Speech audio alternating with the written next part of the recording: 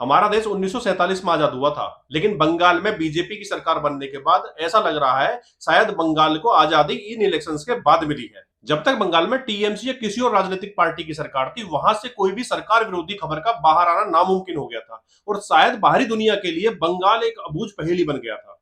जैसे ही वहां सरकार बदली, वहां की पुलिस जो कभी टीएमसी के इशारों पर नाचती थी, वही अब नई सरकार का स्वागत कर रही है। सरकारी कर्मचारी भी नई सरकार के आने का जश्न मना रहे हैं।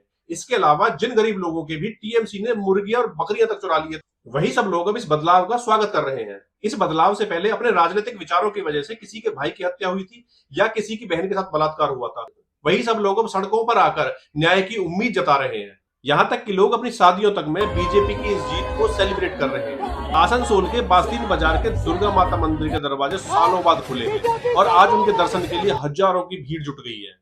और ये सभी लोग बीजेपी के पार्टी कार्यकर्ता नहीं है, ये सभी लोग बंगाल के आम आदमी हैं, जिनको शायद बाकी भारत के लगभग 80 साल बाद अब आजादी मिली है। अब बंगालियों को आजादी मिली है अपना धर्म मानने की। अब बंगालियों को आजादी मिली है अपने मंदिरों में जाने की। उनको आजादी मिली है एक ऐसे खोखले सिस्टम से जिसने सालों तक उनका शोषण किया है। इलेक्शन से पहले जो लोग ये बताने में भी डर रहे थे कि उन्होंने वोट किसको दिया है, आज वही लोग खुलकर अपनी बातें रख रहे हैं। मेरा तो यह मानना है कि राजनीति उतनी भी गंदी नहीं होनी चाहिए कि यह किसी के शोषण का हथियार बन जाए। जय हिंद, जय भारत।